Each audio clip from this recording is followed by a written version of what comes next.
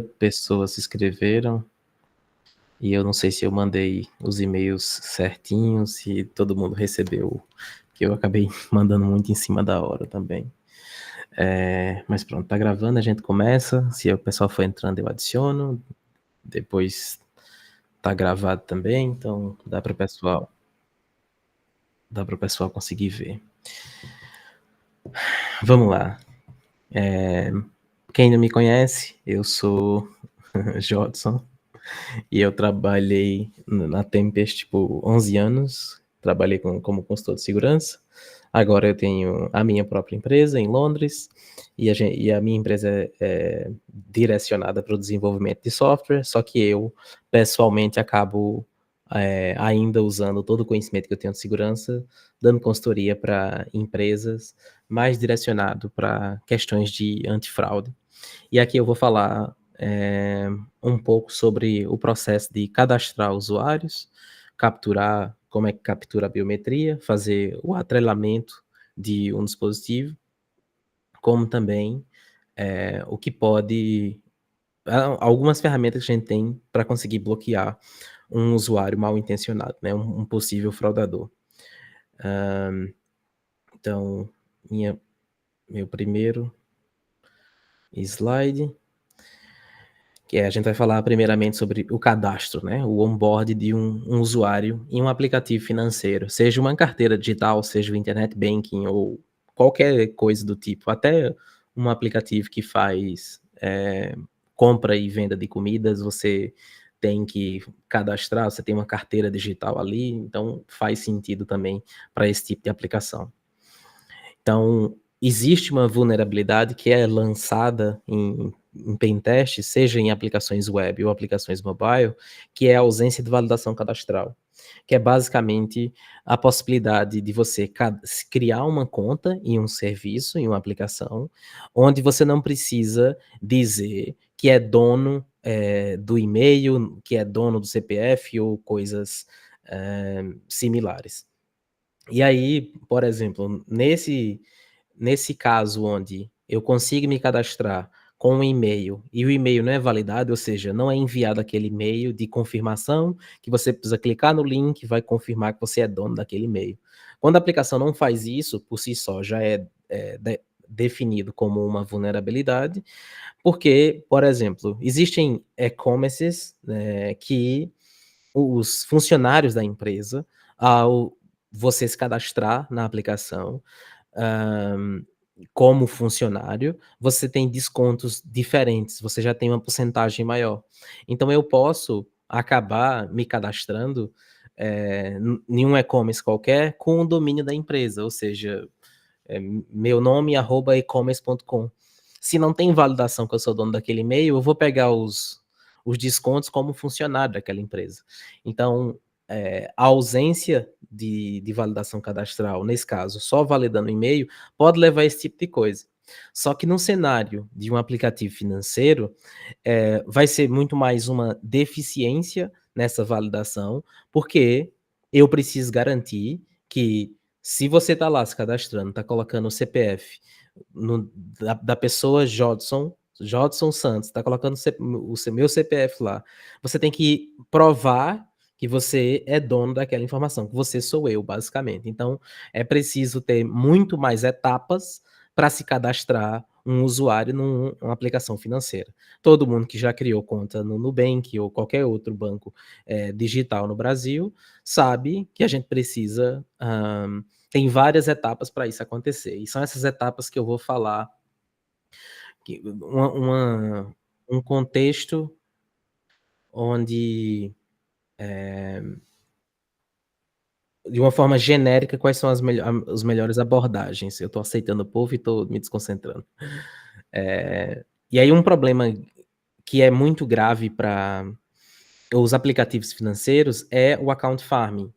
É eu começar a cadastrar o nome de várias pessoas brasileiras, ou seja, as informações de CPF, nome da mãe, data de nascimento, nome completo, essas informações elas foram vazadas milhares de vezes, e continua sendo vazadas, porque uma empresa tem todas essas informações, de repente foi hackeada e a base de dados dela foi exposta na internet. Então, essas informações, são o um atacante pode ter acesso e ele vai acabar criando várias contas em um aplicativo financeiro para, fazer fraudes.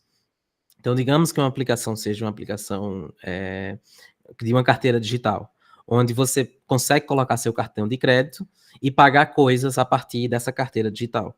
Você transforma o seu saldo do cartão de crédito em um saldo da carteira digital que pode ser utilizado para comprar em restaurantes ou coisas do tipo. Um atacante, quando vê isso, se tem como colocar um cartão de crédito, ele e, obviamente, as aplicações, elas vão dar um limite para quando você é cadastrado, ou seja, eu só posso, hã, você só pode colocar até R$ 200 ou R$ 300 naquela sua carteira digital, porque você é um usuário novo e esse é seu limite máximo. Então, se eu consigo criar, várias contas como atacante, eu vou com várias contas, eu vou usar R$ 300 de cada uma delas, com vários cartões clonados ou até mesmo com o mesmo cartão clonado. Então, isso é uma coisa, é um problema para quem tem aplicação financeira, de ter contas falsas no sistema, que pode levar para esse cenário, ou até um cenário de eu estou criando várias contas, porque essas contas eu vou utilizar, como contas laranja, que eu vou roubar outros bancos, depois vou mandar dinheiro para essas várias contas que eu tenho aqui, e depois saco o dinheiro. Se a sua aplicação tiver uma forma fácil de sacar o dinheiro, eh, um fraudador com certeza vai querer usar. Então, é preciso resolver esse problema de account farming, e para resolver esse problema de account farming, a gente precisa ter um onboard robusto. E aí, um onboard, eh, deixa eu só ver se vocês estão conseguindo ver bem ou tá pequena essa imagem? Tá, né? Hã, pronto. Deixa vocês, conseguem ver isso aqui? Isso que esse verdinho que eu tô escrevendo? Ok. Eh, pronto. No momento de cadastro de uma aplicação financeira, a primeira tela deveria ser, isso vai depender do negócio, obviamente, mas deveria ser as seguintes informações. As primeiras informações é o e-mail, CPF, fingerprint e CAPTCHA, na tela de cadastro de um aplicativo financeiro.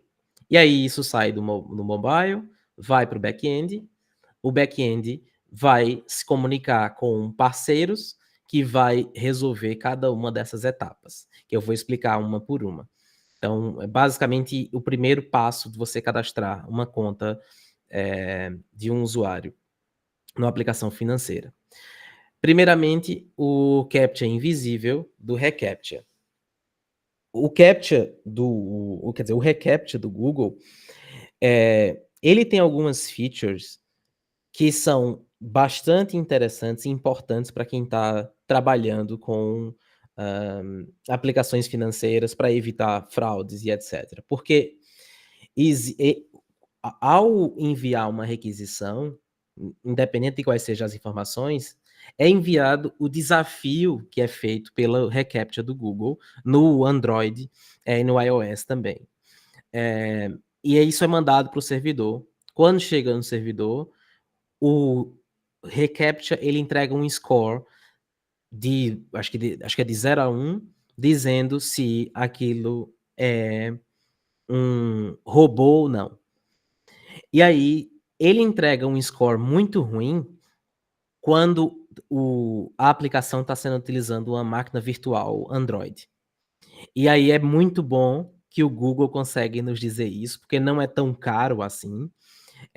E aí é uma forma de você descobrir se um fraudador está usando uma máquina virtual, por exemplo, ou se está utilizando um dispositivo roteado, que ele também diminui, o score quando passa por essas situações.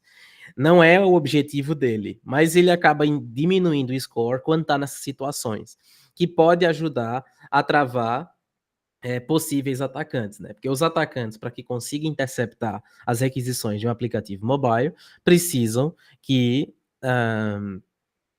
precisam de um dispositivo roteado, seja uma máquina virtual, fazer uma imagem mesmo do Android, num Genymotion, qualquer ferramenta do tipo, ou um dispositivo físico que passou por um processo de root. E ele vai precisar disso. Então, se no primeiro momento, para cadastrar de forma automatizada, né? Eu fazer um account farming de uma forma automatizada, eu, como atacante, vou precisar passar pelo reCAPTCHA do Google. E se é invisível, é muito provável, não é muito provável, não, realmente assim que vai ser feito, que tudo está sendo construído no client-side, depois está mandando isso para o back-end, e aí essa construção de dizer se é bom ou ruim, ela acontecendo no front-end. Se alguém, um atacante, tem paciência de entender como é que o CAPTCHA funciona, quais são as informações que eles estão pegando do dispositivo, quais são as interações que estão acontecendo, talvez seja possível subverter o reCAPTCHA. Mas como o Google é responsável pelo Android também, eles provavelmente estão mexendo em uma coisa muito low level, que dá muito, muito trabalho e pesquisa para um determinado atacante conseguir descobrir como é que essas informações estão sendo capturadas e tentar subvertê-las. Enfim, essa é a primeira etapa, você utilizar um reCAPTCHA no cadastro. E aí, depois, você precisa avaliar o fingerprint do dispositivo. Opa, alguém vai fazer uma pergunta? Não? Eu vou fazer. De... Desculpa, Jodson. Quem está falando é Ari. Tudo bem, cara? Tudo bem, Eu Ari. cheguei agora. Eu entrei depois, aí eu não sei em que pé vocês estão aí. Eu queria... Mas tu está falando sobre CAPTCHA e reCAPTCHA para corrigir ou mitigar alguma vulnerabilidade, é isso? Não, eu estou falando para dificultar a vida do cadastro em aplicações financeiras, para que os atacantes não consigam fazer cadastros em massa de usuários Beleza. em um internet banking, por exemplo. Tá bom. Beleza. Entendi. Pode desenvolver. Beleza. Aí, agora, fingerprint de dispositivo. É outra informação que precisa ser capturada.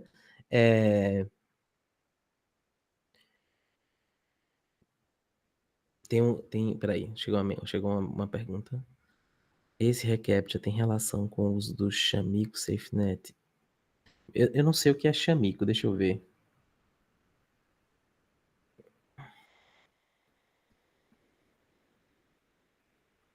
Chamico.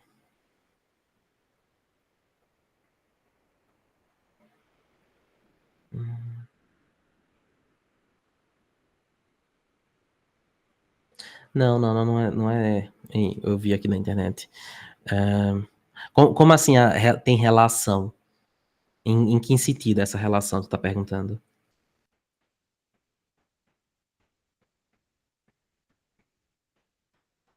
Porque o reCAPTCHA é para impossibilitar você fazer ataques automatizados, né? Eu acho que tem mais relação com fingerprint, então, porque eu já vi alguns grupos, alguns atores falando sobre o uso do safety net, ou SafeNet, Chamico, mas era em relação com um fingerprint. Eu achei que tivesse relação com reCAPTCHA, mas acho que não. Entendi. Não, o reCAPTCHA ele é feito para impossibilitar ataques automatizados. E aqui a intenção é que alguém com um script não consiga criar várias contas no Internet Banking, por exemplo. Porque se eu possuo todas as informações necessárias para cadastrar, ou seja, nome da mãe, completo, data de nascimento, etc., com um script eu não consiga criar milhares e milhares de contas no Internet Banking, por exemplo. Ok? Ok. Aí surgiu só uma dúvida, Jorge. Diz. A gente fala muito sobre reCAPTCHA ou CAPTCHA para dificultar a vida do atacante. Né? Uhum. E isso é uma forma que a gente que a gente encontrou até o momento. A gente confia nisso. Tem alguma outra tecnologia que a gente pode usar também a nível de back-end para dificultar a vida do atacante, para automatizar isso? Nesse caso, porque o invisível não é totalmente confiável, porque eu tenho certeza que dá para você conseguir simular. Só que realmente é muito complexo o que o reCAPTCHA faz, tem que parar ali e estudar bastante. Agora, se perguntasse alguma coisa, como aquela até o próprio do Google mesmo, o reCAPTCHA, clique nas imagens que tem ônibus, ou clique nas imagens que tem faixas de pedestre, coisa do tipo, porque tem uma interação humana, então é muito mais difícil você conseguir burlar aquela coisa com script, por exemplo. Mas é muito difícil que um banco coloque isso no cadastro. Se fosse dizer, eu dizia, coloque o CAPTCHA e coloque para esse tipo de formato. Já que não dá para fazer por questões de usabilidade, pessoas não vão acabar querendo se cadastrar porque está ficando muito complexo o cadastro, aí a gente tenta encontrar o meio termo. Que o meio termo, para mim, coloca o reCAPTCHA invisível, que é só uma das etapas, que tem outras aqui que eu vou mostrar ainda, mas é uma das etapas para dificultar o cadastro automatizado. Legal. Pode ser, doutor. Obrigado. Bem, nada. Então, aí o fingerprint de dispositivo, a gente, independente de quem seja se você vai desenvolver por si próprio ou vai usar alguma solução no mercado, tem algumas coisas que são importantes que aquela solução que você escolher tenha, que é verificar se o dispositivo já participou de alguma fraude do mercado brasileiro. Então, aqui, você por si só, se você faz dentro de casa, é muito difícil que você tenha essas informações entre outras empresas. Quando é alguém de mercado, eles geralmente compartilham essa base de dispositivos dispositivos, ou seja, esse meu celular aqui, se eu fizer atacar alguém com meu celular, ele vai entrar numa blocklist de dispositivos fraudadores e eu posso, se eu estou usando uma solução de terceiro, eu posso ler essa informação. Vai chegar para mim no bureau de fingerprint de dispositivo, vai dizer, olha, esse dispositivo já participou de uma fraude brasileira. Às vezes não vai dizer qual é realmente o cliente, mas vai dizer que isso já participou. Então, essa informação é importante, porque você consegue tomar a decisão. E aí, se ele já fez uma fraude, eu devo confiar nesse dispositivo ou não. Então, essa informação é importante. A próxima coisa é verificar se aquele dispositivo já criou ou tentou criar mais de X contas. Esse X vai depender do negócio. Porque se um mesmo celular, ele criou 5 contas bancárias naquele mesmo celular, já dá para começar a desconfiar. Quando não se tem essa validação no momento de cadastro, e de repente coloca, o que geralmente acontece dá para perceber o mesmo celular criando mais de 1000 contas. Então, obviamente, essas 1000 contas que o cara está tentando criar vão ser usadas para o mal, vão ser usadas para fraudar. Não são confiáveis de aceitar. A solução de fingerprint, ela deve retornar um score do quão confiável o dispositivo é.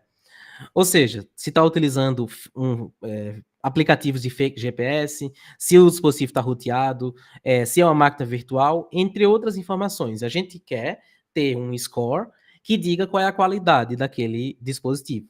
E, obviamente, se você diz que a qualidade é muito ruim, me explique por quê. Por que você está dizendo isso? Porque aí eu consigo tomar decisões melhores.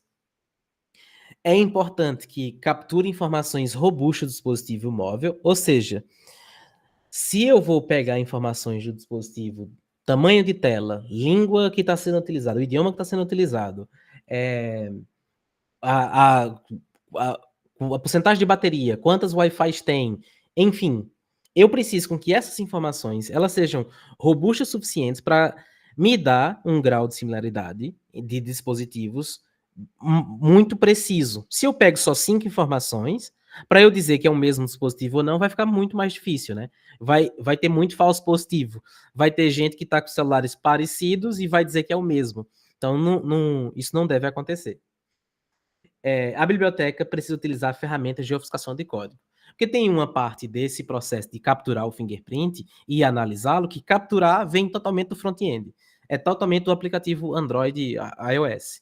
Então, nesse momento, esse processo de pegar as informações e quais informações estão sendo pegas, elas precisam, e é preciso esconder o código disso o máximo possível. Obviamente, vai dar para você conseguir desofuscar o código e tentar entender. Só que isso dá muito, muito trabalho, leva muito tempo de pesquisa pelo fraudador. O que a gente vai fazer aqui é dificultar ao máximo para que ele não entenda quais são as informações que a gente está pegando e como é que está pegando.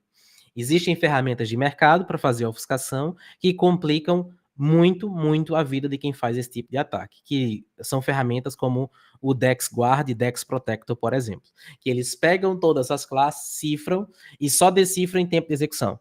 E aí, dessa forma, se eu faço engenharia reversa para pegar o APK e tentar ver qual é o código, não vou conseguir tão facilmente descobrir qual é o código. Eu preciso descobrir qual é a chave que cifrou e tentar decifrar o código que está no APK para aí sim conseguir ver o código final. E o envio das informações precisa garantir ao máximo que as informações são oriundas do dispositivo do cliente final. Porque se eu intercepto a requisição e facilmente eu consigo alterar essas informações, obviamente eu vou conseguir me passar por qualquer dispositivo. O importante aqui é que seja criada uma arquitetura onde as informações que vão ser enviadas, elas estão sendo assinadas, cifradas com a chave desse parceiro que está sendo utilizado no dispositivo, usando a ofuscação para complicar. Mas tudo isso está sendo feito no front-end, é sempre possível conseguir burlar. A diferença vai ser no tempo que leva para um especialista em segurança conseguir quebrar aquela coisa. Porque se ele leva 30, 60 dias para conseguir quebrar o que foi construído ali, esse processo para quebrar tem como você perceber que ele está estudando, que meu último slide é sobre isso, basicamente. Depois, a validação de e-mail. Isso ainda cadastro. Fui lá, cadastro, coloquei aquelas informações, coloquei o e-mail, CPF, fingerprint. Fingerprint é automático, o captcha também é automático. O usuário só colocou o e-mail, CPF mesmo para se cadastrar. E aí foi passando por esse processo. Verificou o captcha, verificou o fingerprint do dispositivo, agora eu vou validar o e-mail. Aí a gente, na validação de e-mail, vai existir um birô de e-mail, que é um serviço de algum terceiro, que entrega informações sobre a qualidade do e-mail. E aí a qualidade do e-mail a gente pode levar em consideração se já participou de alguma fraude do mercado brasileiro, vai dizer essa informação lá. Verificar se o e-mail não é um e-mail disposable, porque eu posso ir no site tempmail.org, eu acho, e eu crio um e-mail em 5 segundos, porque é um e-mail temporário. Ele me dá um endereço de e-mail, eu posso colocar em qualquer aplicação, me cadastrar, já consigo receber os e-mails de valide que esse é realmente seu e-mail. E rapidamente eu posso criar uma conta no Instagram, criar uma conta no Facebook, sem precisar criar um Gmail, por exemplo. Utilizando um e-mail temporário, eu posso fazer isso. E se você vai ser um cliente do meu aplicativo financeiro, eu quero que você seja uma pessoa séria. Porque se acontece qualquer coisa, quem paga sou eu, como dono da aplicação. Então, você precisa ser uma pessoa séria. Você vai precisar utilizar um e-mail que você usa no dia a dia para suas coisas. Então, a partir dessas informações, eu tomo a minha decisão se vou deixar você se cadastrar na minha aplicação ou não. Se eu quero você como cliente ou não. É basicamente isso.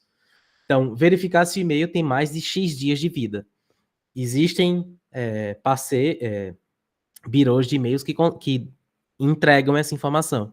Ou seja, então você está querendo que eu crie um Gmail. Vou lá e vou criar um Gmail como atacante. Só que se eu criei hoje, essas ferramentas, elas conseguem dizer que, tipo, tem menos do que 30 dias. E aí eu tomo a decisão se eu vou aceitar aquela pessoa como cliente ou não, porque ele tem um e-mail do Gmail que foi criado nos últimos 30 dias. E verificar também se o e-mail sofreu algum vazamento recente. Porque se o e-mail for um e-mail muito bom, que ele tem uma qualidade boa, Só que alguém perdeu esse e-mail porque a senha dele vazou em algum serviço que ele usava na internet, por exemplo. Alguém foi lá, pegou a senha, logou e capturou o e-mail completamente para ele. Então, um fraudador agora tem em mãos um e-mail vazado. Se você tem essa informação no seu birô de e-mail, você vai conseguir saber que a situação pode não ser tão verdadeira como aparenta ser. Aquele e-mail já caiu em algum vazamento. Ou seja, no fim vai ter muito mais coisas do que isso que são verificados, mas no fim ele dá um score de quão confiável ele é. E aí você pode, juntamente com o parceiro, toda vez quando esse retorno chegar, você começar a entender cada vez mais quais são os e-mails que fazem sentido e quais que não fazem. Porque se você começa a aceitar, digamos que de 0 a 100, 100 é o melhor possível, menos do que 70 são usuários ruins. Você toma essa decisão e você coloca lá, 70. E aí teve uma fraude de um e-mail, foi cadastrado, que passou em 75. Aí você pode mudar aquilo ali e descobrir o que é que teve de diferença no e-mail, né? Se o e-mail vai ajudar você a parar algumas fraudes que você tem ou não. E aí pronto, todo esse processo, né, esse primeiro passo de cadastrar, ele custa. Essas informações que eu coloquei aqui, esses preços que eu coloquei aqui são fictícios, tá? Não é realmente de nenhuma empresa, não. Eu coloquei fictícios. Então, o reCAPTCHA do Google começa a cobrar depois de 1 milhão de requisições, se eu não me engano. E ele cobra um valor lá que eu não me lembro quanto é, mas eu coloquei aqui como se fosse cada requisição 2 centavos de reais. Verificação do fingerprint, 10 centavos de reais, e um birô de e-mail, 10 centavos de reais.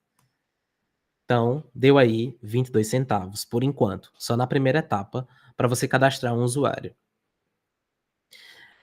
Depois que passou por esse processo, vai chegar um código de 6 dígitos. Depois que passou esse processo, você vai receber um código de 6 dígitos. Você coloca, e aí o e-mail vai ser validado, né, se você é dono daquele e-mail ou não.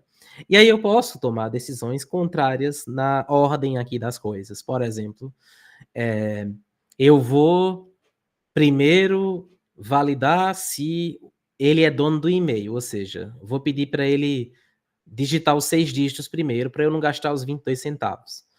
Só que aí, se você fizer isso, você coloca espaço para o primeiro, não tem a verificação de CAPTCHA por primeiro, ele pode passar vários e-mails e os seus usuários, os donos dos e-mails reais, receber códigos que não deveriam estar recebendo. Então vai ficar um pouco feio, de repente, vários usuários receber um e-mail com um código de 6 dígitos para continuar o cadastro. Aí, então não dá certo. Então deixa eu botar o CAPTCHA e depois boto o e-mail. Se eu faço isso, vou estar enviando e-mail agora manualmente, vai cobrar só 2 centavos, mas aí eu não verifiquei fingerprint para tentar não gastar, não verifiquei e-mail para tentar não gastar, então eu posso tomar essas decisões o que fizer mais sentido para o meu negócio. Aqui nesse exemplo da apresentação eu coloquei quando tudo isso passou, pronto, agora valida se ele é dono do e-mail.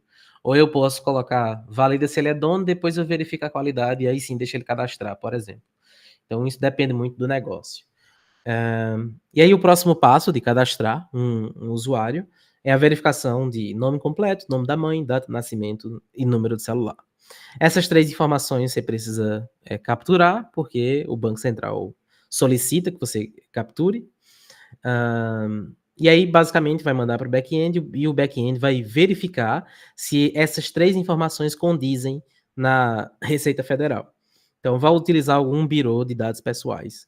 E aqui eu coloquei 10 centavos também. Então, basicamente, verifica se o nome completo dessa pessoa, obviamente, o CPF também, né? O CPF foi pego lá atrás, no começo. Então, eu vou verificar se o CPF, nome completo, nome da mãe, data de nascimento, condizem com a Receita Federal. O número do celular eu capturo aqui porque eu vou utilizar em algum momento. Mas esse é o próximo passo. Então, até agora, 32 centavos foram usados. No momento do cadastro, ainda tem uma outra coisinha, que é e-mail CPF, que era, eu estava tentando lembrar o que era a validação de e-mail, por que é que eu coloquei por último. Porque o e-mail versus CPF, digamos que eu, usuário legítimo, coloquei meu CPF, coloquei meu e-mail e me cadastrei. Passei por todo o processo, pronto, estou cadastrado na aplicação. Só que aí veio agora alguém malicioso e utilizou um e-mail de uma qualidade razoável, só que colocou meu CPF. E aí, quando ele faz isso e coloca o CPF, o que é que eu vou ter que dizer como sistema? Vou ter que dizer, olha, esse CPF já está cadastrado. E se eu digo que esse CPF já está cadastrado, o que é que eu estou fazendo? É uma vulnerabilidade. Eu posso, como atacante, descobrir quais são os CPFs já cadastrados na base de dados para tentar atacar essas pessoas. Seja por engenharia social, mandar phishing, o que quer que seja. Mas se eu sei, eu vou utilizar essa informação. Então eu tinha colocado por último por causa da enumeração. Porque se é um atacante e está aqui tentando cadastrar várias vezes, quando ele passar pelo fingerprint, a verificação do fingerprint, na segunda, terceira vez, já vai dizer que ele é um dispositivo malicioso, e aí já trava e ele nem passa para a parte de conseguir validar, de verificar se o e-mail CPF existe ou não existe. Porque quando é só e-mail, dá para você não ter a numeração de usuários por completo, que é envio e-mail, bota seu e-mail aqui. Eu envio um link de pré-cadastro. Você continua o seu pré-cadastro e pronto. Não teve a numeração. Mas como eu preciso de CPF, faz sentido para uma aplicação financeira, o CPF vai ser informação que pode se repetir para e-mails diferentes. Pode ser o atacante que se cadastrou primeiro e depois o usuário legítimo, dono do CPF, tentou se cadastrar e não conseguiu, ou pode ser o contrário, o usuário legítimo se cadastrou primeiro e depois foi o atacante. E aí o atacante vai conseguir descobrir se o CPF existe ou não existe a partir das mensagens. Mas se a gente tem essas etapas anteriores, vai ser muito difícil dele conseguir enumerar de forma massiva. Ele pode conseguir descobrir 2, 3 CPFs, mas não vários CPFs. Pronto. Aí o próximo passo é capturar a biometria facial para ser feito uma validação 1 para 1 do CPF e versus o rosto. Porque os birôs de biometria facial, eles têm a maioria, sei lá, 70% dos cidadãos brasileiros com o rosto versus o CPF. Então eu estou me cadastrando, coloquei meu CPF. Agora vai ter um momento onde a câmera do celular vai abrir, eu vou precisar colocar meu rosto na frente do dispositivo, depois ele pede para me aproximar, me aproximo e pronto. Ele pega, tira uma foto sua, manda para o back-end do terceiro e o back-end do terceiro faz essa validação 1 para 1. Olha, esse rosto é o mesmo rosto que eu tenho cadastrado? Aí verifica se teve ali um reconhecimento facial, né? Se tiver, ele vai dizer que sim, então esse processo pode continuar. E aí, geralmente, a arquitetura definida por esses parceiros de biometria funciona no formato que está aqui no meu desenho. O aplicativo mobile faz uma requisição direta para a API do terceiro, mandando a foto, e aí esse terceiro guarda essa foto e manda um token de transação. Esse token de transação, depois, pelo cliente, tem que ser mandado para o back-end para o seu back-end do seu aplicativo financeiro. Depois, a partir desse token de transação, eu pergunto lá, é a mesma API, eu deveria ter conectado aqui, mas é a mesma API. Eu pergunto lá no back-end se aquela foto passou no reconhecimento ou não. Se passou, eu vou deixar ele para a próxima etapa do meu cadastro. É assim que é feito, geralmente, a comunicação com um parceiro de biometria.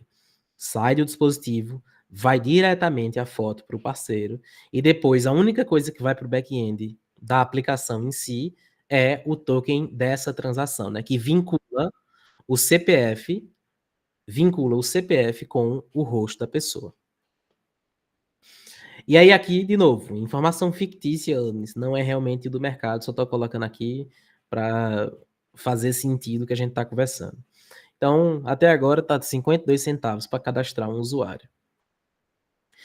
E aí depois desse processo, né, a biometria deu tudo certo, eu vou pedir a senha do usuário e vou pedir a chave pública do dispositivo. Já explico essa chave pública. E vai mandar para o back-end.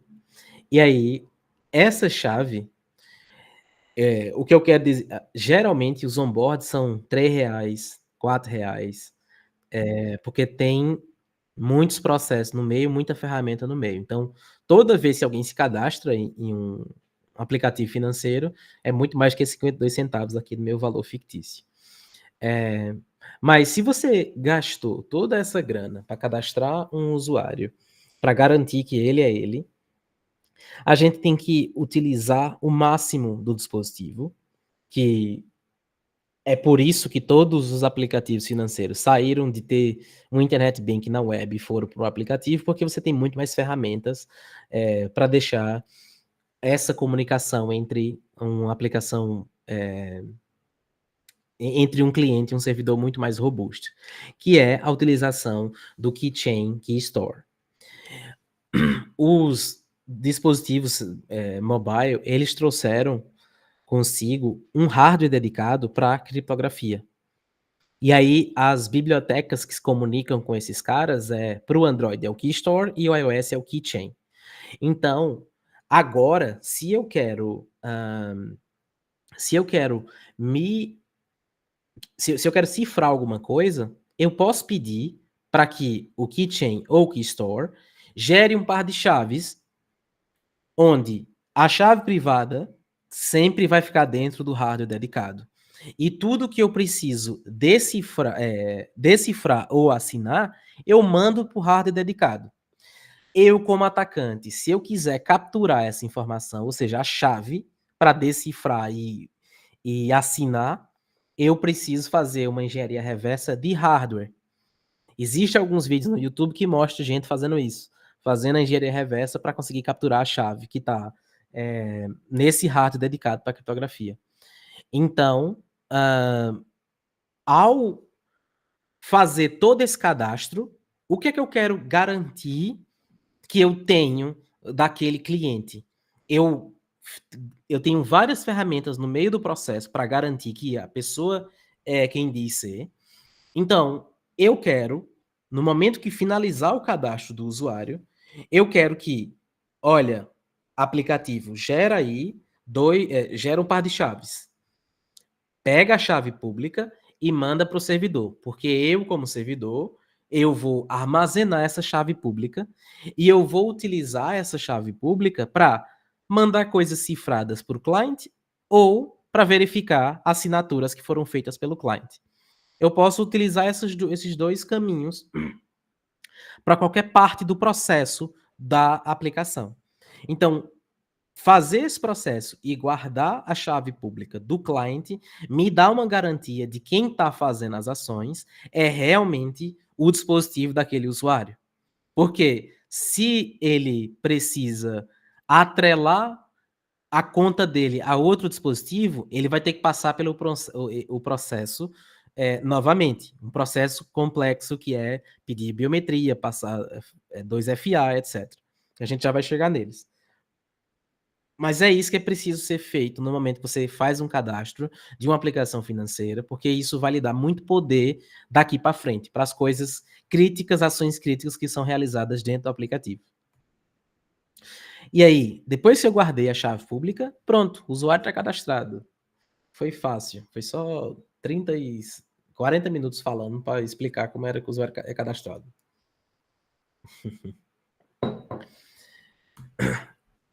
Uma vez que está cadastrado, a gente vai autenticar o usuário.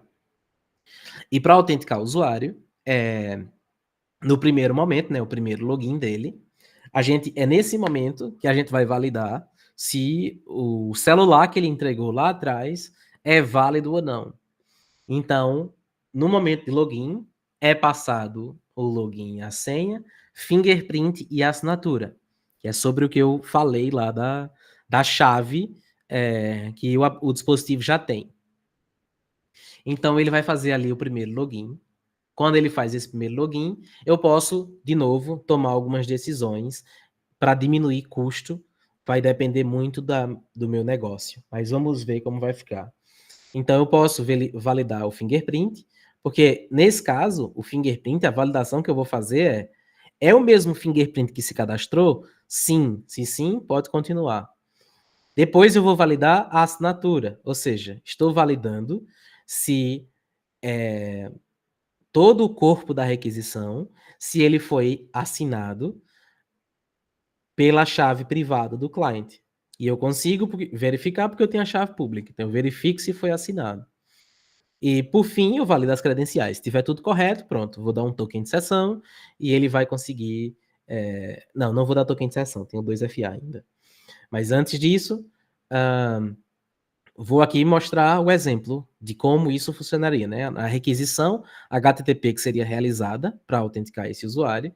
Depois de passar por esse cadastro mais complexo, pedindo várias informações, eu vou pedir o usuário, vou pedir a senha, o fingerprint, que aqui no caso foi só um exemplo, XYZ, foi só um exemplo, e depois a assinatura.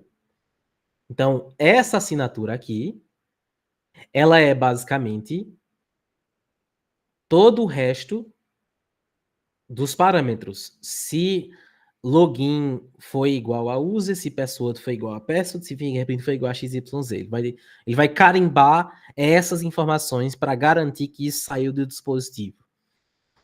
E aí sim, ele vai construir e vai mandar para o servidor.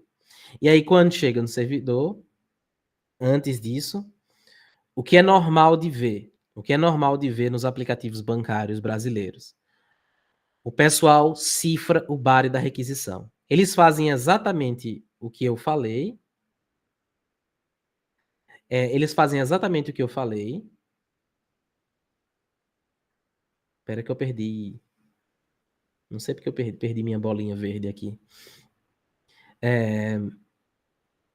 Eles fazem exatamente o que eu falei, né? Ou gera um par de chaves, ou é mandado na hora que o aplicativo abre. O aplicativo abre e manda uma chave pública e o cliente precisa, com aquela chave pública que foi recebida do servidor, precisa cifrar o body da requisição. É normal a maioria dos bancos fazerem isso. Eles cifram o body da requisição. Que eu acho muito ruim, não do ponto de vista de segurança, porque, tipo, dá no mesmo, seja cifrar ou seja assinar, dá no mesmo.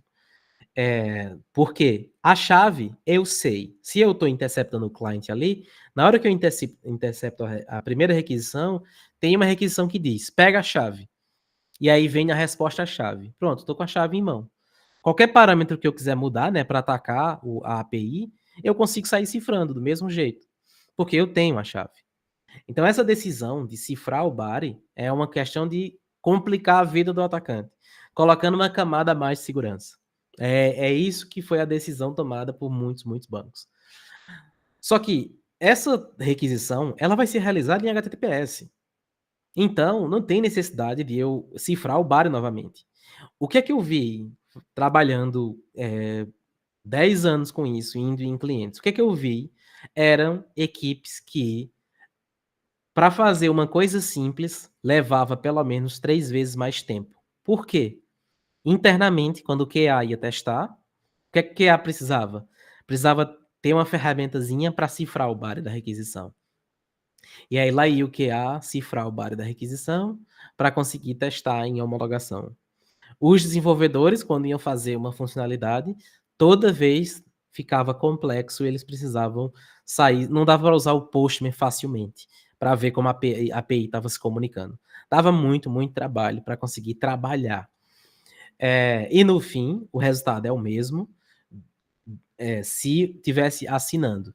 E aí outro problema, porque eu faço muito análise de comportamento para conseguir descobrir se uma transação é verdadeira ou não, né? Se é um fraudador ou não.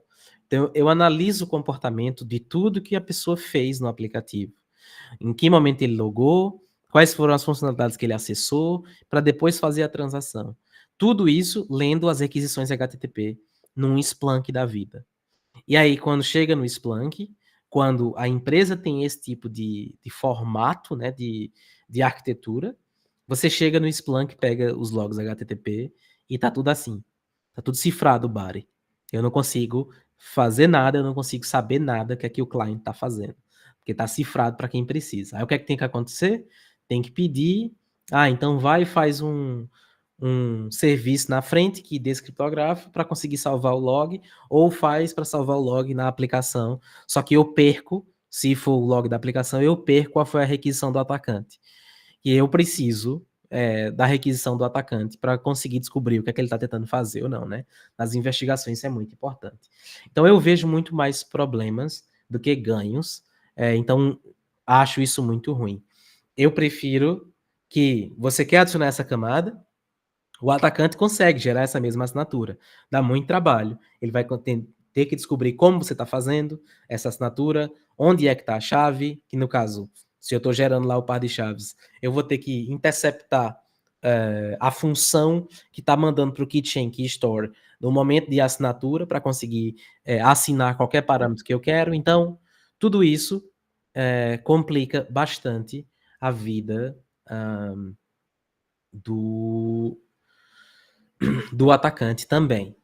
E os seus, a equipe de desenvolvimento, a equipe de QA, etc., consegue ter uma vida tranquila. Porque, no caso de testes de homologação ou de desenvolvimento, eu consigo muito bem dizer que a assinatura está desabilitada.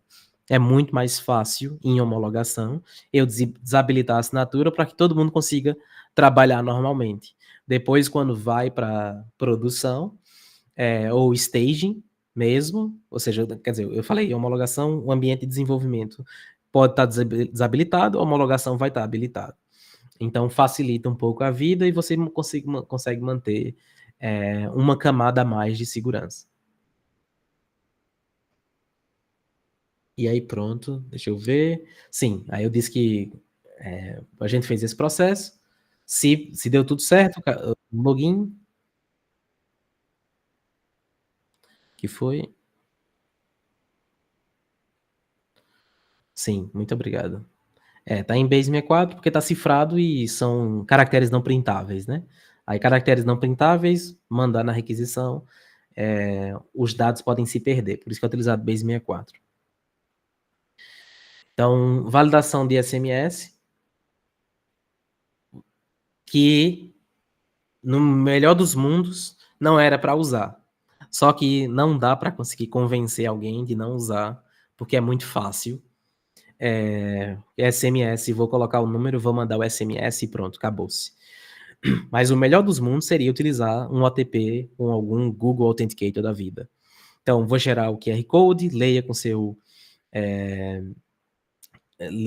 o QR Code com o Google Authenticator, ou importe no Google Authenticator e utilize isso para se autenticar no banco. Esse é o melhor dos cenários, porque o SMS tem um probleminha, tem um problema chato, que é o SIM swap. Que no mercado negro é só você comprar o chip de qualquer pessoa e ter o número daquela pessoa. Então, eu posso, por R$150, R$100, pegar o número de qualquer pessoa aqui do grupo e dizer para o atacante, olha, me vende um chip com o número dessa pessoa. Aí todo SMS que tu deveria receber, ao invés de chegar para tu, vai chegar para mim e eu vou estar ali com SMS e vou conseguir fazer esse processo. Então, o SIM swap ele acontece bastante, principalmente quando o retorno para o fraudador é muito grande. Se tua aplicação, carteira financeira, para os usuários já cadastrados de mais de um ano, dá R$10.000 de limite, os atacantes vão tentar logar com essas contas a partir de utilizando SimSwap. Vai pedir reset de senha, vai no reset de senha, vai colocar ali o e-mail, vai pedir o SMS, bota o SMS porque ele tem esse acesso, troca a senha e faz todo o processo para conseguir botar um cartão clonado nessa conta roubada e ganhar grana com isso. E pronto, esse foi o processo de autenticar um usuário e o dispositivo está atrelado. Como é que eu sei que o dispositivo está atrelado? No momento que eu validei a assinatura e deu certo, significa que eu conheço aquela chave pública, porque ela já passou por todo o processo que deveria passar, e pronto, eu confirmo que o dispositivo está atrelado ali. E eu tenho a outra informação que é fingerprint, que pega as informações do dispositivo. Geralmente, as empresas de solução de fingerprint, elas pegam as Wi-Fis também, nome da Wi-Fi, e aí consegue descobrir se você está na mesma casa ou não, pelas Wi-Fis próximas e etc. Então, eu tenho aqui várias camadas para garantir que está vindo do dispositivo confiável. E aí, tudo isso, né, esse processo de cadastro e autenticação, não é só todas as proteções de segurança para aplicativos mobile precisam estar implementadas na aplicação. Então, encerrar o aplicativo, caso mesmo passou por um processo de routing ou jailbreak. Ou seja, um dispositivo roteado, ao abrir o aplicativo, eu preciso validar que o dispositivo está roteado, vai dizer uma mensagem dizendo o seu dispositivo não é aceitável, entre em contato com a central de atendimento ou coisa assim, e basicamente mata a aplicação, não deixa o cara continuar. Tem que utilizar o Certificate Pinning, que é para garantir que a conexão HTTPS fechada, ela só vai ser fechada se for com o certificado do meu servidor único, apenas ele mesmo, não nenhum outro. Porque o navegador, ele faz uma validação se foi assinado por entidade certificadora. No caso de pinar o certificado, você só diz, não importa se foi assinado por entidade certificadora ou não, é se é o meu certificado. Se for, eu deixo continuar, senão não vai fazer nada. E é preciso utilizar ferramentas complexas de ofuscação de código, como o DexGuard, XGuard e o Dex Protector, que são ferramentas que todo mundo que faz pentest mobile tem muita raiva, que a gente passa semanas e semanas para conseguir interceptar uma requisição, principalmente quando todas as camadas de segurança foram implementadas pelo aplicativo. Aí dá muita raiva para a gente que é atacante, né? A gente, enfim, quebrar essas coisas são muito chatas. Mas não é bala de prata, não tá corrigido para impossibilitar, para ser impossível de ler o que está no client side. Dificulta, mas não é uma coisa definitiva, porque a implementação está no client side e eu vou conseguir, em algum momento, capturar as informações do código fonte do client side, vou conseguir hooker as coisas. Por exemplo, as validações de verificação de root, elas são feitas, tem um muito famoso, Rootbeer, para Android, geralmente todo mundo utiliza para avaliar se está roteado ou não. Todas essas bibliotecas para verificar se o celular está roteado ou não, usam técnicas parecidas, tem um grupo de técnicas para avaliar. Só que se eu pego o código do sistema operacional do Android e faço algumas pequenas mudanças para me entregar o root de uma forma diferente, que essas bibliotecas não estão pegando. Então, com um sistema operacional modificado, eu vou conseguir ser root e eu vou conseguir capturar o que está em memória, e quando está em memória eu vou conseguir saber quais são as classes que estão sendo chamadas e vou conseguir chegar nesse processo. Só que, obviamente, tudo isso é muito trabalho, muita pesquisa, muitas horas de trabalho. É preciso armazenar o token de sessão cifrado, utilizando chaves mantidas no Keychain Key Store, que é normal isso, quando você faz uma aplicação, você precisa guardar essas informações cifradas, né, o token de sessão cifrado, e também desabilitar o backup do aplicativo. Então essas são coisas básicas que elas precisam estar implementadas para que todo aquele resto ali que eu falei ali atrás faça sentido ou não. Pronto, antes de eu ir para a captura de biometria facial, alguma pergunta sobre o assunto até então?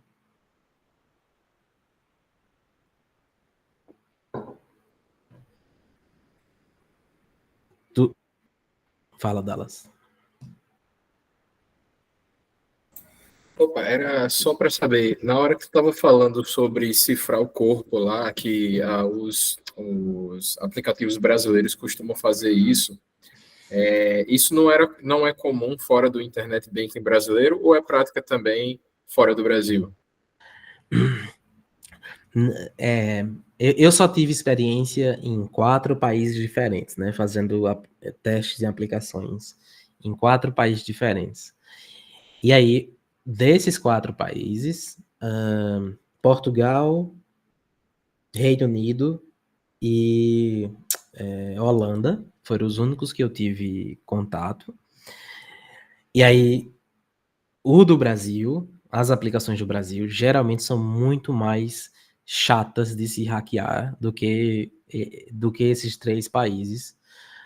Eu não sei se é porque não tem ladrão lá ou não, mas no Brasil é foda. Fiquei pensando nisso também.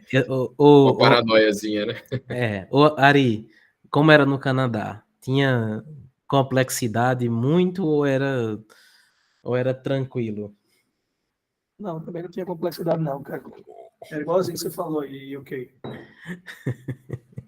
Não, no UK foi foda, pô. Nossa, a galera não fazia nada. Nada. Era foda. Foi um dos trabalhos mais fáceis que eu fiz foi no Reino Unido. Agora, o Magno também está aqui, ele disse que no Canadá a galera é bem old school ainda, velho. Ixi, meu Deus do céu. As perguntas de segurança qual é o nome da mãe, onde você nasceu, esse tipo de coisa, Magno? Bom, é bom demais. É foda, pronto. O Brasil é foda. O Brasil, como é muito roubado, aí a galera sai inventando um monte de camada que algumas, porque essas que utilizam apenas segurança por obscuridade, são subvertíveis, né? Só que dá trabalho. É chato para você conseguir quebrar. Enfim, mas é isso. Mais dúvidas? Vou continuar, então. Pronto, a captura de biometria facial. Só rapidamente, tem uma diferençazinha do liveness, que existe o liveness ativo, que acho que todo mundo que já se cadastrou em uma coisa já passou por isso, que pede para você olhe para o lado, olhe para cima, pisque os olhos, dê um sorriso, seja lá o que for. Esses são os liveness ativos. Existe pen teste específico para esse tipo de liveness, né? Para você validar se está sendo bom ou não. Você coloca uma máscara na frente do rosto e faz toda essa movimentação com a máscara no rosto, maquiagem, utilizar vídeos, um na frente do celular. Tem um monte de coisa que faz para garantir o quão bom é o liveness, né? A minha intenção não é explicar o quão bom é o liveness, é que, no fim das contas, as imagens que vão sair, né, que vão chegar no servidor, elas precisam tem que ter alguma garantia que está saindo do dispositivo.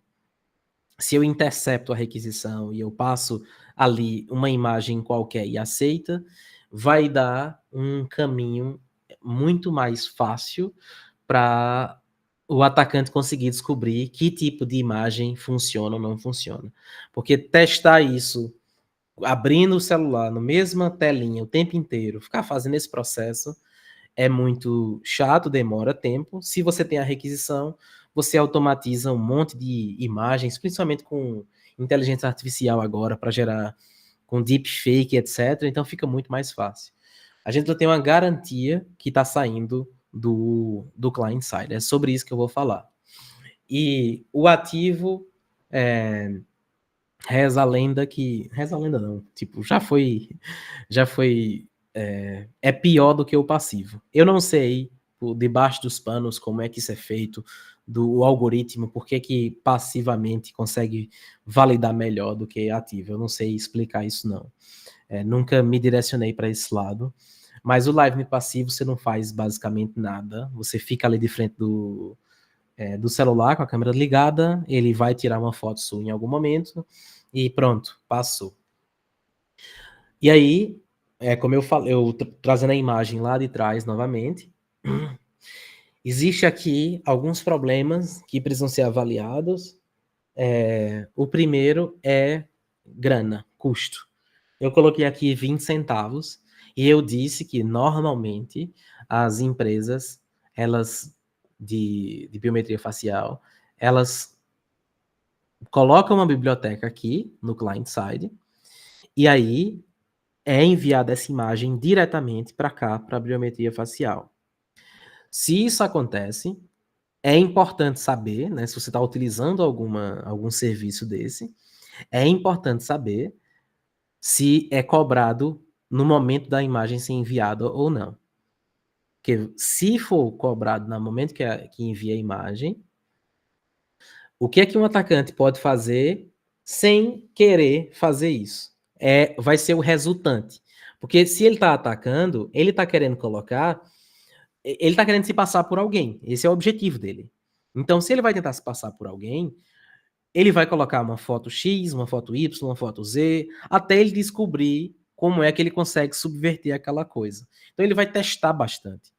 Enquanto ele testa, muitas vezes é automatizado. Se cobra toda vez que envia uma imagem, se ele cobra 20 centavos, então um atacante testando a aplicação está enriquecendo a empresa de biometria facial. Porque, no fim das contas, quem vai pagar vai ser a sua empresa que está utilizando esse terceiro. Eu estou dizendo isso, estou levando isso aqui, levantando esse assunto, porque eu já vi acontecendo as brigas de os atacantes mandando um monte de imagem, de repente chega uma conta enorme no fim do mês, que obviamente o terceiro está super feliz. Nossa, esse mês teve muita validação facial, né? Vou receber uma bolada. E o cliente, obviamente, não muito feliz, porque esse processo aconteceu. Então, você não deveria ser cobrado por esse envio de imagem. Você só deve ser cobrado quando tem a validação realmente se bateu ou não bateu as duas faces, né? A face que você tem na sua base de dados versus a que foi capturada do dispositivo. E aí, pronto, é preciso avaliar isso. Se não tiver sendo cobrado nesse momento, tiver sendo cobrado nesse momento aqui, espera, agora que eu percebi. Vocês estão vendo meu mouse? Ou não? Pronto. Se é cobrado nesse momento, e esse caso vai acontecer muito fácil e você tem toda a razão. Você tem que... Você não vai pagar. Eles precisam garantir... se eles estão cobrando nesse momento, eles precisam garantir que não existe automação nesse processo, né? Agora, se o preço é cobrado quando você vai lá e valida, aí você vai ter que fazer alguma coisa. O seu back-end vai ter que fazer alguma coisa. Que, com a ajuda de todas aquelas etapas anteriores que eu mencionei, é fácil de conseguir, porque nesse momento desse token de transação que está sendo enviado, no fluxo que eu coloquei, eu já sei qual é o CPF, eu já sei qual é o seu dispositivo, eu já sei o seu e-mail, já foi tudo validado. Você mandou a primeira imagem, foi lá, deu errado, aí vai pedir uma segunda tentativa, você vai deixar que uma segunda tentativa exista?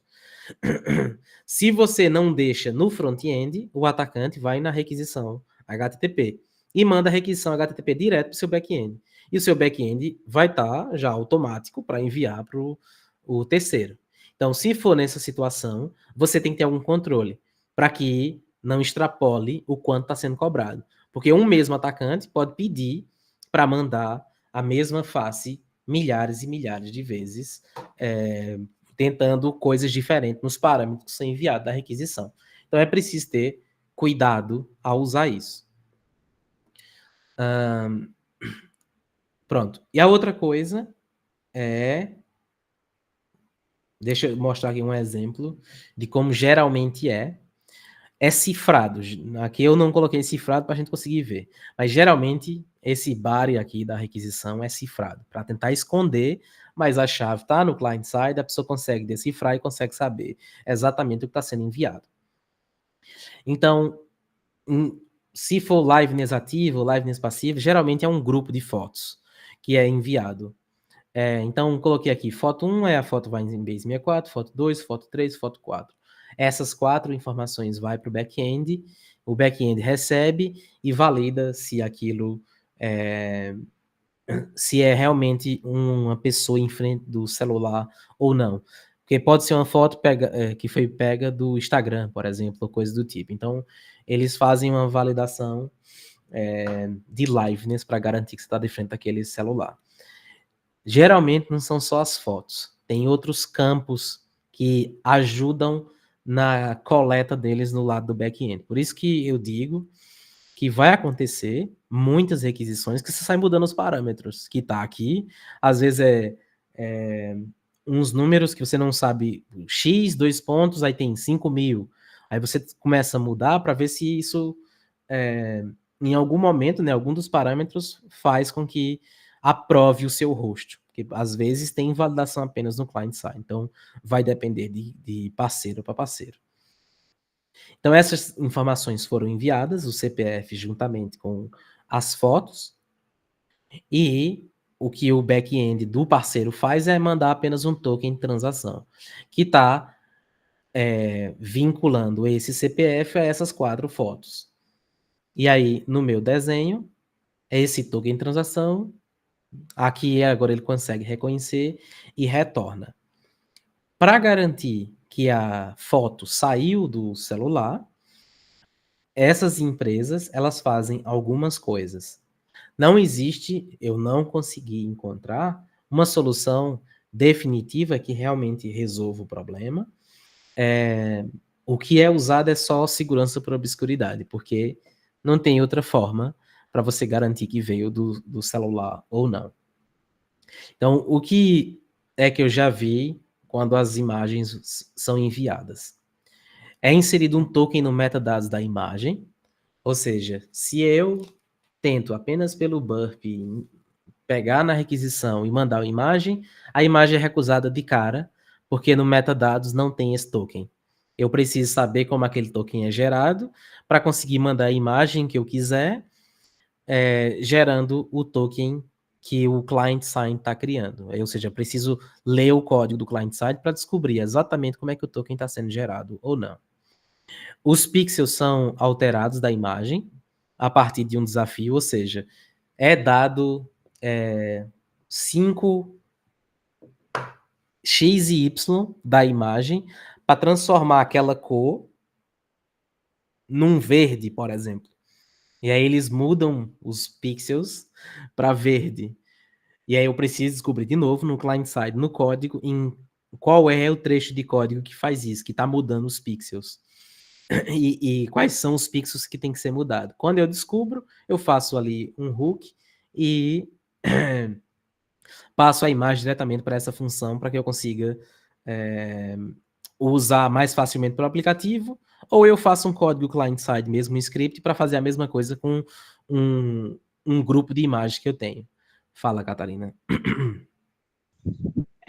Se é inserido um token nos metadados da imagem, como é que eles conseguem abrir uma conta com aquele tipo de ataque que eles inserem uma foto a partir da galeria no aplicativo? Então, exatamente isso. Se é um token no metadados, eu, como especialista em segurança, o que é que eu faço para descobrir? Opa, peraí, por que eu estou botando essa imagem diretamente na requisição e ela não é aceita e o que vem da aplicação é aceito? Eu faço engenharia reversa do aplicativo financeiro que eu estou testando e eu começo a ler o código, mesmo ofuscado, eu começo a ler o código e descubro em que momento a imagem está sendo capturada. Ou seja, quando usou as APIs de câmera do Android, por exemplo. Eu vou lá exatamente no trecho de código e eu vejo que em algum momento está usando as bibliotecas de adicionar informações no metadado da imagem e está colocando alguma coisa. Então, esse processo de aprendizado leva tempo para o atacante, mas quando eu descubro, eu consigo fazer a mesma coisa que o aplicativo está fazendo, porque é client-side. Independente do que o client-side esteja fazendo, eu consigo fazer da mesma forma com um script meu. Eu só preciso descobrir o como. E esse como leva tempo porque os aplicativos têm todas as proteções que eu falei, eles usam bibliotecas de mercado, como o DexGuard e o DexProtector, e eu vou precisar quebrar esses caras para conseguir chegar no trecho de código, para conseguir entender o que é. Às vezes é muito simples o metadados, é só o meu CPF que está sendo enviado na imagem. Quando é isso, é muito fácil. Eu leio o metadados, descubro que é o CPF e toda imagem minha eu adiciono no metadados da imagem aquele CPF. Vai depender muito de quão complexo é a informação que está sendo inserida. É a mesma coisa dos pixels. Se muda os pixels, coloca alguns pixels para ficar verdinho lá, alguma coisa, eu preciso descobrir quais são esses pixels e como eles são decididos. E é provavelmente alguma coisa que o back-end envia ou alguma coisa que é gerada no front-end que também vai do front-end para o back-end saber qual é a informação. Então é uma análise mesmo, vai ser de caso a caso, mas todos eles, independente de quem seja, são subvertíveis. O que complica é o tempo que leva para quebrar aquela coisa. E aí, esse processo de tentativa são muitas e muitas requisições que vão acontecer para o back-end e para a pessoa descobrir. Porque não é tão simples assim. E o que tem que ser feito, já que é possível quebrar, porque a segurança é apenas por obscuridade, o que eu preciso descobrir é quais são as imagens que não estão passando na validação que eu construí no client-side. No momento que eu percebo uma requisição, 2 requisições, 3 requisições de um mesmo usuário tentando quebrar, eu já preciso quebrar, eu já preciso travar esse usuário. Esse usuário já não pode continuar o processo dele de cadastro. E veja, antes de ele chegar nessa etapa, teve todas aquelas validações anteriores. Eu estou verificando o dispositivo dele, teve o reCAPTCHA também, que verifica se está roteado, máquina virtual, etc. O próprio aplicativo também verifica esse tipo de coisa. O e-mail que ele colocou, todo o processo que eu disse, até ele chegar nesse momento. Quando ele chega nesse momento e ele quer subverter, ele vai ter que interceptar a requisição para tentar trocar a imagem, colocar uma imagem, como você mesmo disse, esse ataque aí de pegar uma imagem de galeria e colocar. Então, até chegar aqui, teve muita coisa que pode ter bloqueado ele. Mas quando ele chegar nesse momento, e ele tentou algumas vezes, não conseguiu, os logs precisam estar monitorando para esse tipo de comportamento. E precisa bloquear o cara no momento que ele começa a tentar atacar. Porque a gente não tem uma solução definitiva para que realmente mitiga o problema. Ok? Acabou minha água. Beleza. Eu tinha outra dúvida também. Pode fazer. Pode Vou fazer. tomar muito tempo. Sempre ficou meio obscuro para mim entender como é feita a validação da biometria. Se tem um banco de dados pré-existente lá na empresa de validação, da onde vem esse banco, como é que é feito isso? Então, é exatamente isso, é um banco persistente. Existe um serviço, é alguma coisa do Serasa, se eu não me engano, que tem os nossos rostos lá, dos cidadãos, e é caro para você validar lá. Estou tentando lembrar o nome. Não vai vir agora não, se daqui a pouco vir eu lembro. Mas tipo, é R$1,50 para você validar se aquele rosto existe na sua base. Ou seja, vai fazer. Não, mentira. Você coloca o CPF, você coloca o rosto, e é um pouquinho mais caro, porque é um serviço do governo que ele entrega o seu rosto com o CPF. Aí, as empresas que começaram a surgir depois disso, o que é que elas fazem? Elas cobram para os clientes um valor mais barato quando ele já tem a foto daquela pessoa na base de dados deles. Quando eles não têm, eles cobram o mesmo preço que esse serviço que tem, a maioria do cidadão brasileiro tem. E aí, no momento que captura a primeira vez, ele salva nessa base de dados dele e depois manda para o cliente dele. E a base de dados desse terceiro aqui vai ficando cada vez mais robusta, porque quando ele não tem, ele pergunta para alguém que ele tem certeza que tem. E ele vai alimentando a base de dados deles com CPF versus o rosto. Mas é basicamente isso mesmo. Se fosse de uma forma muito primitiva, é um monte de pastinha, onde tem o nosso CPF lá, dentro dessa pasta tem nossa foto. É basicamente isso. Agora eu entendi, porque toda vez que eu lia, por exemplo, a documentação da FaceTech, que lá eles falam, a gente faz uma verificação one-on-one, mas tipo, onde é que está o outro? Como é que eles fazem essa comparação? Onde que está essa base? Como é que todo mundo, tipo assim, tem uma empresa que tem um rosto de todo mundo para fazer essa comparação one-on-one? Eu ficava sem entender, mas agora deu para Mas é isso mesmo. Eles têm uma base de dados com essas fotos. Quando ele não tem, ele vai para quem tem, paga um pouquinho mais caro, mas isso só cresce o negócio dele, porque depois ele vai ter a própria base de dados dele, dos nossos rostos. Tá todo mundo lá.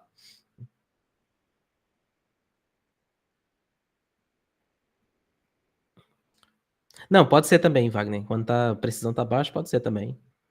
Passa para lá, porque no fim das contas é para garantir se é ou não é aquela pessoa, né? Eu ia dizer alguma outra coisa, deixa eu lembrar. Droga, fugiu. Fugiu. Ah, sim, lembrei. Pronto, 1 para 1 é geralmente mais barato, porque eu tenho o rosto para aquele CPF, vai diretamente. Só que às vezes é alguém que fraudou. Só tem o rosto dele e o CPF que ele colocou não é dele, que ele não é aquela pessoa. Então, geralmente é feita uma investigação. Pega o rosto e joga para 1 para N. Sai verificando aquele rosto na base inteira, para descobrir qual é o CPF dele, para ir na justiça e fazer alguma coisa contra isso, né? Alguém que geralmente roubou alguns milhõezinhos, coisa assim. Pronto, aí outras coisas que o pessoal faz, envia um campo adicional assinando as imagens, ou coloca uma marca d'água na imagem, ou gera uma imagem concatenando todas as outras imagens. Tem várias coisas, mas todas, independente do que o comercial da empresa que está conversando com vocês digam, todas elas é possível de subverter.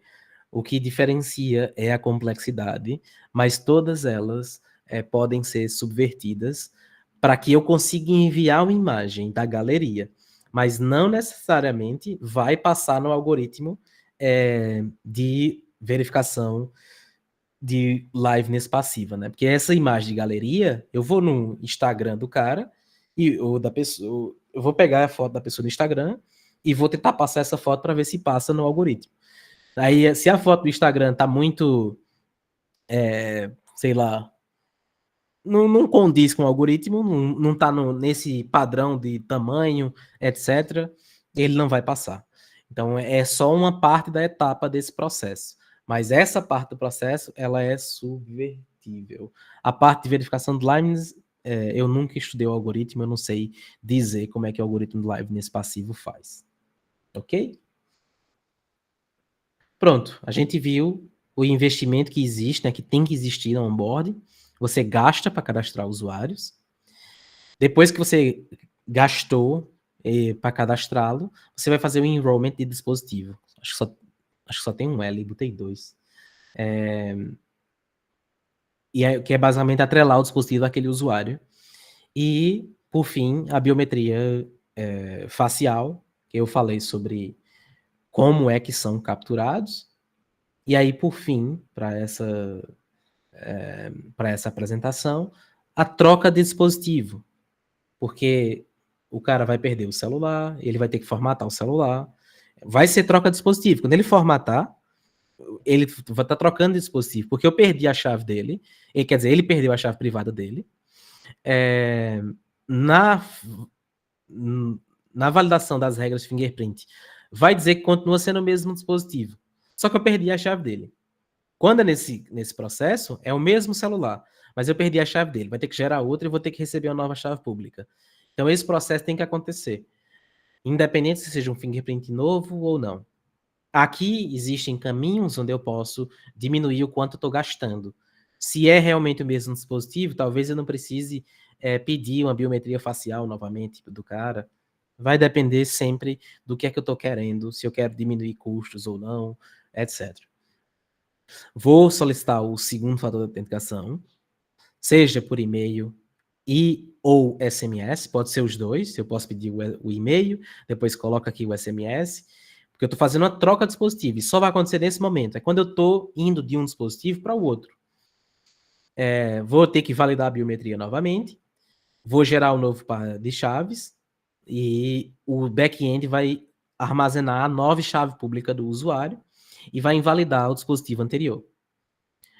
Isso é uma decisão de negócio. Se eu quero com que o meu internet banking ou qualquer aplicativo financeiro o cara possa ter em vários dispositivos diferentes, porque ele tem um iPad, tem um celular e tem não sei o quê, isso é uma decisão de negócio. Quando você está na merda, o mais interessante é você sempre invalidar o anterior, porque aí você só tem aquele dispositivo para tomar de conta. Tudo que está vindo vai estar vindo daquele dispositivo. Então, você consegue avaliar melhor o que é que está acontecendo no usuário final. Ok? Então, essa funcionalidade, troca de dispositivo, ela tem que existir no momento que você constrói uma coisa robusta no cadastro e na autenticação do usuário, você precisa fazer esse mesmo processo quando existe uma troca de dispositivo. E aí, chega o momento da gente usar todo esse arcabouço, né, de coisas que foram construídas para garantir que é o dispositivo do usuário. Numa transação Pix, por exemplo, eu vou ter a assinatura, o campo assinatura, que é basicamente validando que o campo valor vai ter obrigatoriamente o valor 100 e o campo Pix vai ter o valor obrigatoriamente teste@gmail.com. Essa assinatura garante que esses dois campos são desse formato. São essas informações, exatamente essas informações. O que é que o atacante faz? Quem for pentest aqui, que tiver aqui, sabe que vai interceptar essa requisição e vai tentar mudar os parâmetros. Que é assim que a gente ataca. Opa, alguém falar? Não, só ligar o microfone. Que é assim que a gente ataca. A gente precisa alterar os parâmetros vindo do usuário para tentar encontrar vulnerabilidades. Não só tentar subverter regra de negócio, mas encontrar um SSRF, encontrar um SQL injection, encontrar um XXE, o que quer que seja, a gente vai ter que alterar os parâmetros da requisição. E no momento que eu tive esse cadastro complexo, eu tive todo esse investimento para colocar o usuário para dentro do aplicativo, o que é que eu preciso fazer aqui para diminuir a quantidade de coisas que eu preciso me preocupar, avaliar, etc. No momento que um atacante real tentou mudar um parâmetro, ele vai fazer isso a primeira vez. Principalmente se esses nomes, por exemplo, se não chamar de signature, chamar qualquer outro parâmetro, ele vai ignorar esse parâmetro, porque ele não conhece, ele não sabe o que é, vai mandar para o repeater do burp e vai lá e vai mudar esses valores. Aqui no Pix vai colocar uma aspa simples no teste@gmail.com. Quando ele colocar uma aspa simples aqui, para tentar atacar o back-end, a assinatura está errada. Se ele for só pelo burp, a assinatura está errada. Vai bater a primeira vez no seu log, dizendo que teve uma assinatura que não bateu. E foi do usuário X, que aqui eu sei quem é o usuário está autenticado. Tem um beer token ali para ele. Você pode, a partir desse momento, tomar decisões lá no seu Splunk de quando tiver o retorno de assinatura não foi validada, eu quero que você chame a API de bloqueio, eu quero bloquear o usuário na primeira tentativa onde a assinatura estiver errada. É uma decisão muito drástica que você pode fazer. E aí, o que significa? Vamos para esse cenário drástico, esse cenário mais difícil de tomar essa decisão. Por quê? Porque se eu faço isso e, de repente, algum determinado serviço parou de funcionar e diz agora que todas as assinaturas estão erradas, vai bloquear todos os usuários da aplicação. Então, é uma decisão drástica, mas se tudo estiver funcionando e realmente a assinatura não bateu, o único cenário para a assinatura não bater é quando um atacante intercepta a requisição HTTP e tenta mudar algum parâmetro da requisição. Se isso acontece e você bloqueou um atacante, o que é que ele vai ter que fazer? Ele vai ter que se cadastrar de novo. E aí, para se cadastrar de novo, ele tem que ter um dispositivo novo, ele tem que ter um e-mail novo, ele tem que ter as informações do usuário novo, vai ter que ter um novo SMS e eu falei já, né? Os dispositivos, o celular vai ter que ser um celular diferente. Então, é muito trabalhoso para ele conseguir encontrar os problemas de segurança que existem no aplicativo autenticado. Se você pode tomar essa decisão drástica fazendo isso, com que toda requisição seja assinada. E eu estou dizendo que toda requisição seja assinada porque os bancos já fazem, só que eles cifram ao invés de assinar. Que aqui, no fim das contas, dá no mesmo para que o atacante. Porque eles estão fazendo isso para complicar a nossa vida, que ataca, para ter que decifrar aquele payload e cifrar e mudar os parâmetros para tentar atacar o servidor. Assinando, a gente sabe o que está sendo enviado, os logs ficam fáceis, o pessoal consegue trabalhar normalmente e para o atacante complica.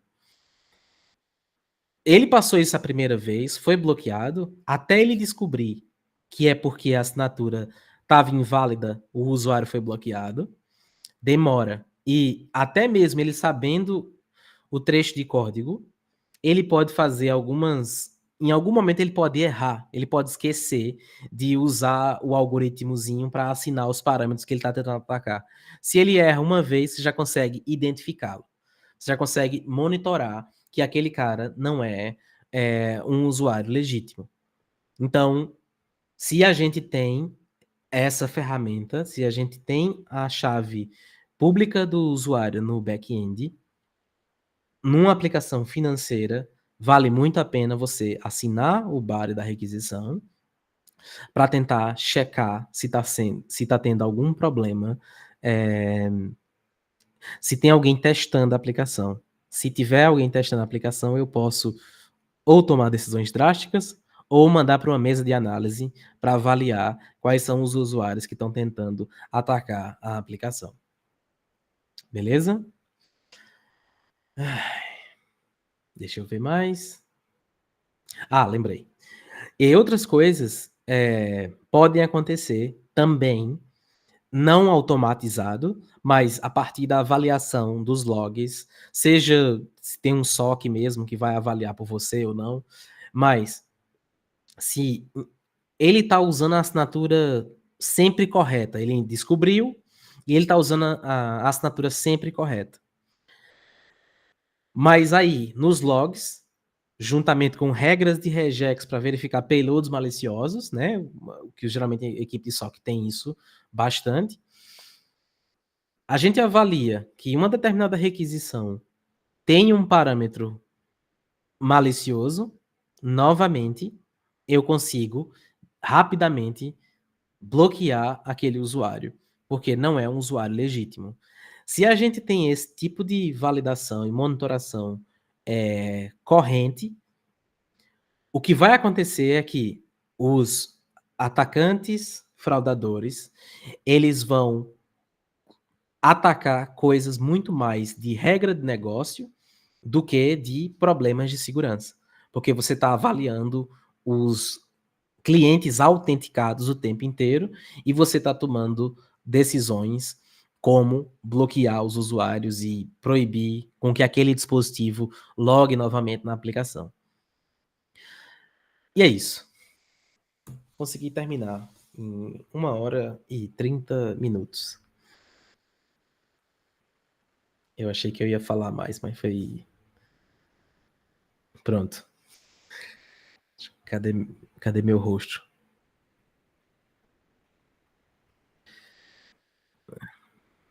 Aí, pera. Sim, e aí?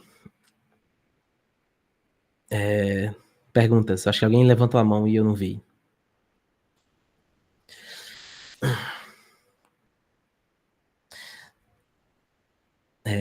Sim, eu me esqueci, né? Eu ia falar. Antes que todo mundo fosse embora, eu ia falar do meu filme. E eu me esqueci, ó. Falei as coisas importantes e deixei essa parte que é importante também.